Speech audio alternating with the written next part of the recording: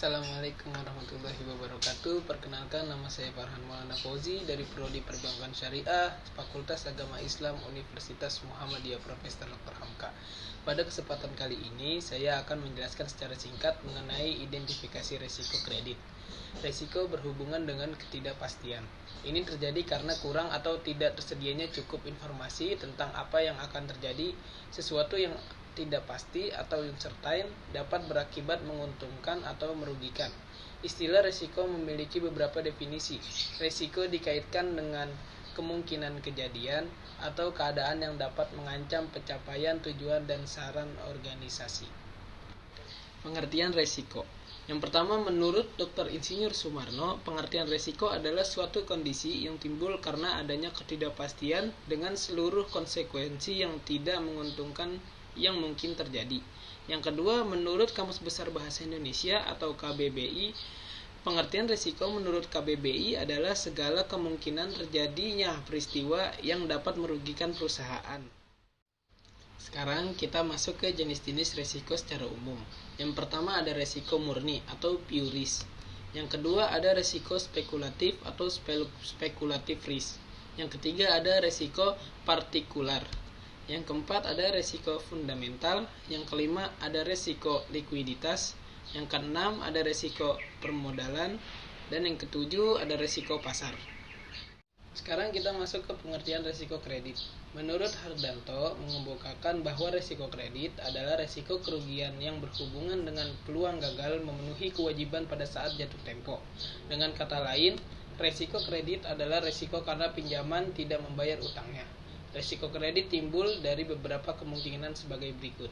Yang pertama, ada debitur tidak dapat melunasi utangnya.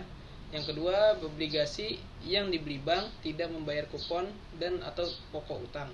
Yang ketiga, terjadinya non-performance atau gagal bayar dari semua kewajiban antara bank dengan pihak lain. Besarnya risiko kredit terdiri dari dua faktor, yaitu besarnya exposure kredit dan kualitas exposure kredit. Besarnya exposure kredit sama dengan besarnya pinjaman itu sendiri. Semakin besar pinjaman, semakin besar juga tingkat exposure kredit. Kualitas exposure dicerminkan oleh kemungkinan gagal bayar dari debitur secara kredit dan kualitas dari jaminan yang diberikan oleh debitur atau pembeli kredit. Semakin rendah kualitas jaminan, semakin rendah kualitas kredit, maka semakin tinggi risiko kredit yang dihadapi. Oke, sekarang kita masuk ke identifikasi risiko kredit. Identifikasi risiko kredit merupakan langkah awal dalam mengelola risiko dan selanjutnya akan diukur. Hasil dari pengukuran tersebut akan digunakan untuk menentukan besarnya modal untuk menutup risiko. Risiko kredit dapat bersumber dari berbagai aktivitas fungsional bank seperti aktivitas perkreditan, aktivitas treasury, dan aktivitas investasi. Pembiayaan perdagangan yang tercatat baik pada banking book maupun pada trading book. Analisa kredit dilakukan untuk mengidentifikasi seluruh aspek risiko yang melekat pada setiap aktivitas fungsional yang berpotensi merugikan bank.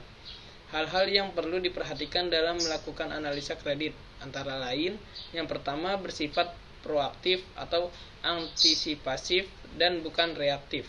Yang kedua mencakup seluruh aktivitas fungsional atau kegiatan operasional.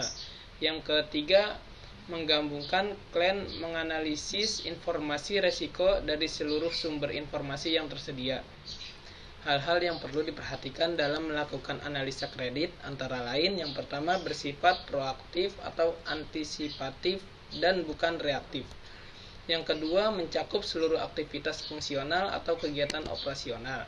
Yang ketiga menggabungkan klaim menganalisis informasi risiko dari seluruh sumber informasi yang tersedia.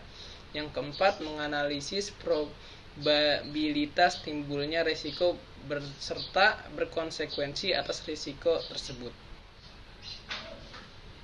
Demikian penjelasan dari saya mengenai identifikasi risiko kredit. Kurang lebihnya mohon maaf. Billahi taufik wal hidayah. Assalamualaikum warahmatullahi wabarakatuh.